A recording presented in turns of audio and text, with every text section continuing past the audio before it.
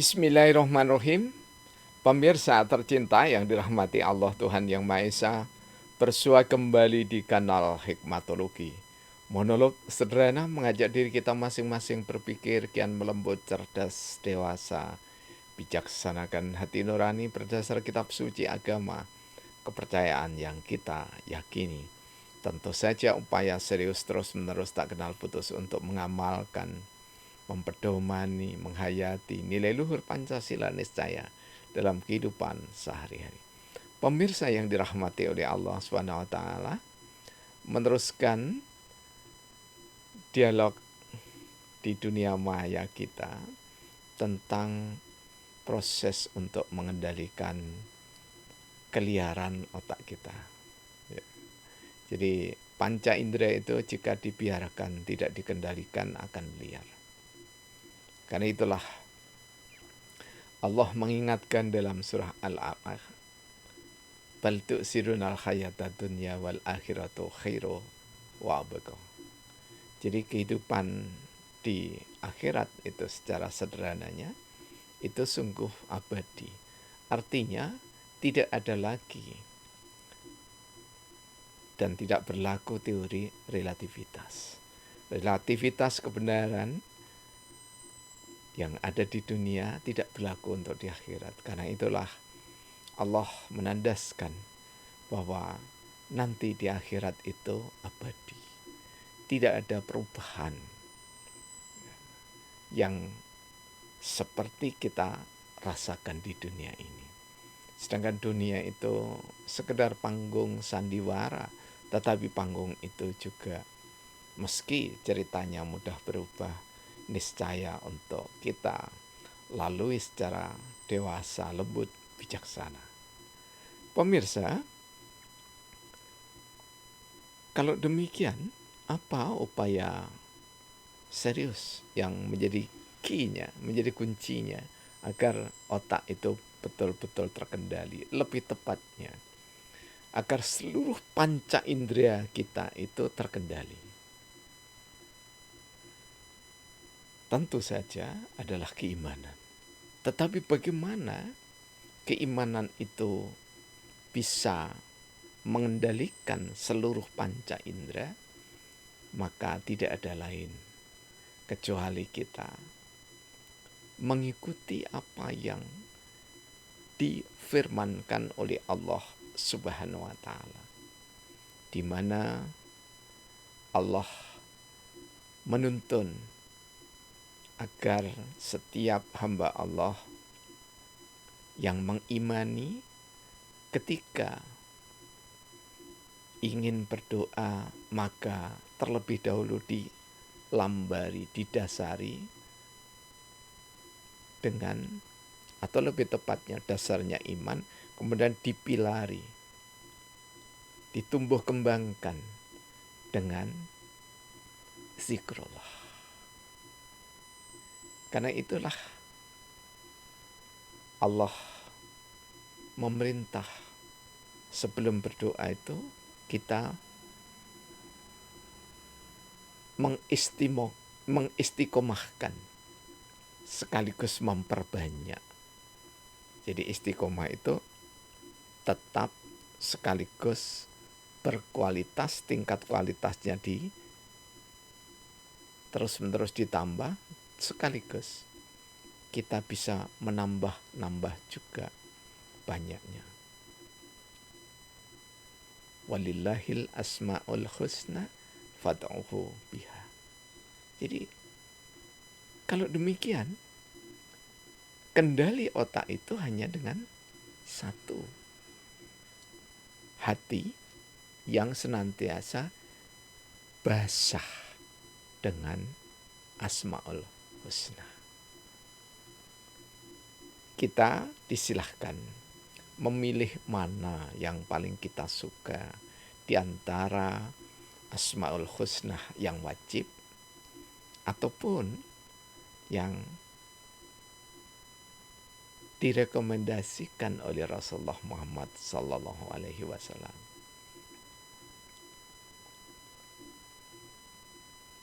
Dengan cara istiqomah zikrullah, Insya Allah ya, secara empirik, secara nyata kami mewawancarai dua sesepuh yang ada di Kota Malang dan Kabupaten Malang, di mana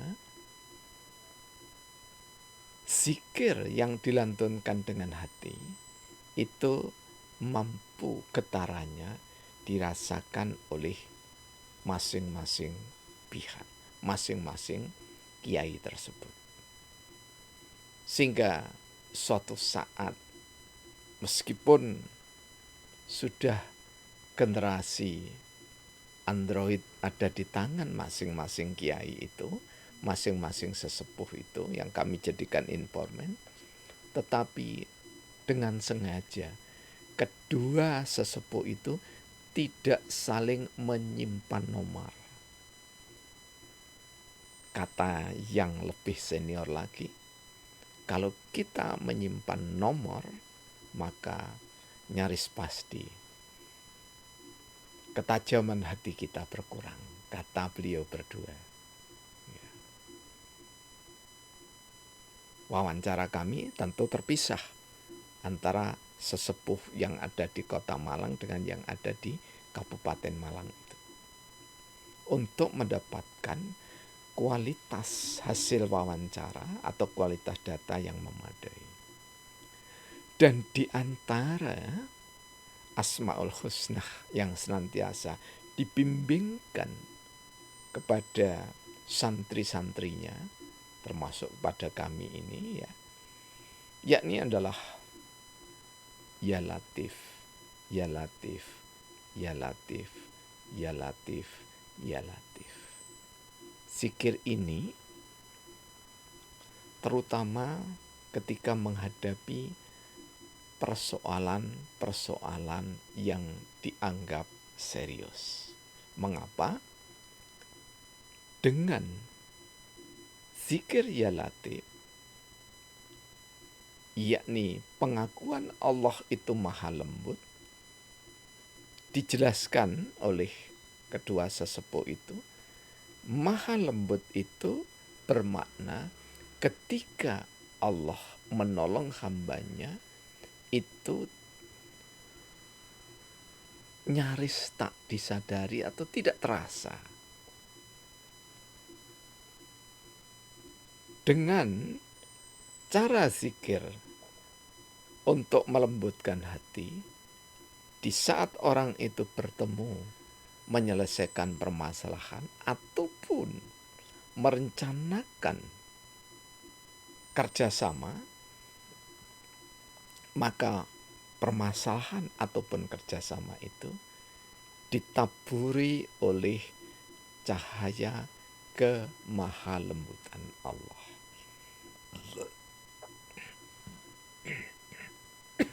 Mohon maaf ya.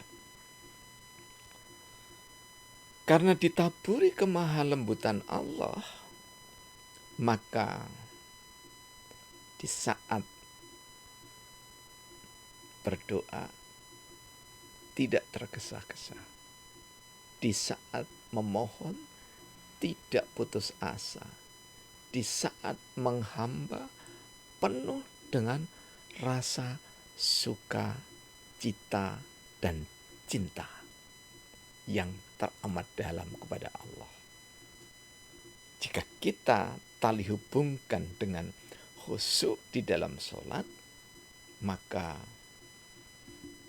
ada pertanyaan ya, dari salah satu informan, seorang ibu guru yang sudah pernah tugas di Kota Malang, kemudian beliau sekarang ada di Kecamatan Tumpang, tepatnya di Desa Pakis.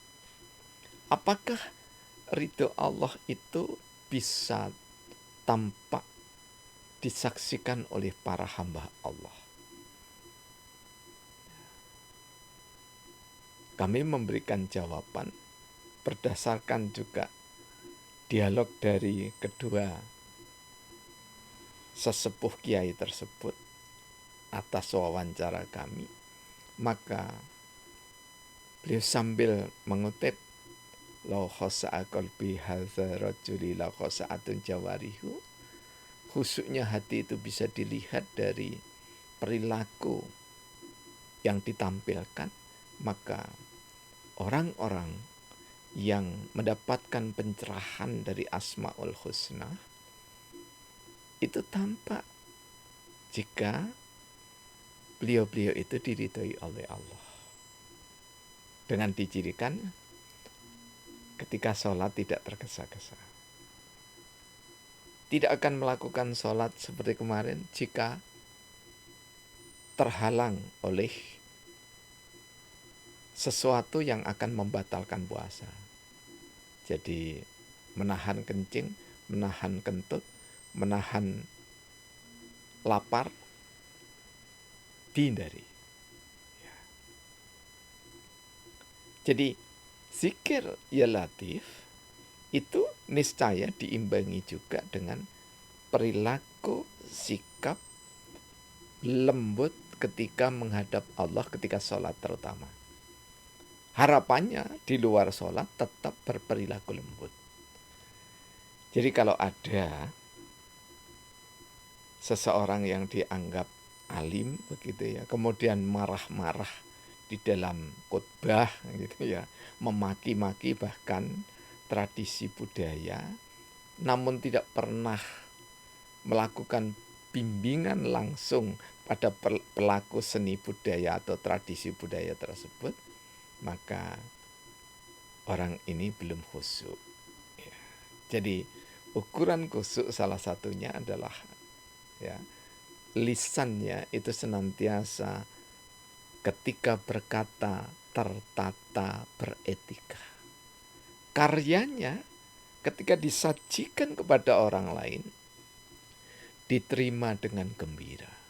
Tentu saja orang-orang yang beriman dan berilmu yang menerima dengan gembira meskipun lintas budaya, lintas suku, lintas agama.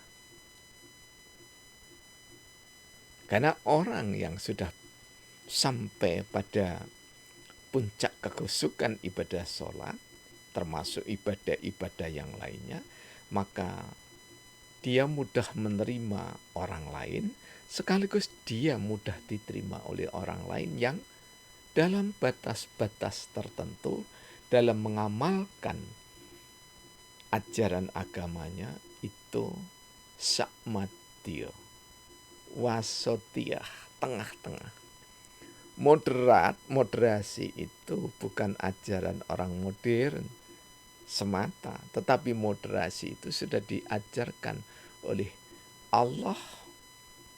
Karena itu berkait dengan surah Al-Baqarah. Setidaknya di zaman para nabi terdahulu, prinsip moderasi itu sudah ditegakkan. Karena itulah kita ketika sangat mendambakan khusyuk di dalam sholat kita, perilaku wasatiyah ya, itu niscaya. Jadi tidak berlebihan. Contoh, tidak berlebihan melakukan ayat-ayat Al-Quran. Tidak terlalu lama tapi juga tidak terlalu cepat. Tidak tergesa-gesa tetapi juga tidak melambankan. Apalagi jika bertindak sebagai imam di suatu masjid. Jadi ketika menjadi imam tentu saja harus mengindahkan satu anak kecil, yang kedua orang tua, yang ketiga boleh jadi ada yang sakit tetapi masih tetap memiliki semangat untuk memakmurkan masjid-masjid Allah. Jadi dengan demikian ya 3 episode atau 3 serial yang kami sampaikan bertalian dengan menjaga kekhusyukan itu, yang ketiga ini key-nya itu adalah pada istiqomah melantunkan Asmaul Husna. Insya Allah ketika istiqomah melantunkan Asmaul Husna, bersepeda, bermobil, berjalan, atau berolahraga, berlari-lari. Ya Latif, Ya Latif, Ya Latif, Ya Latif, atau Asmaul Husna yang lainnya. Maka insya Allah, Allah tidak akan diam. Tetapi Allah akan menurunkan malaikat-malaikatnya untuk mendoakan kita. Jika kami katakan Allah menurunkan, tidak berarti Allah jauh. Akrabun ilahi min hablil warid. Allah itu lebih dekat dari urat leher.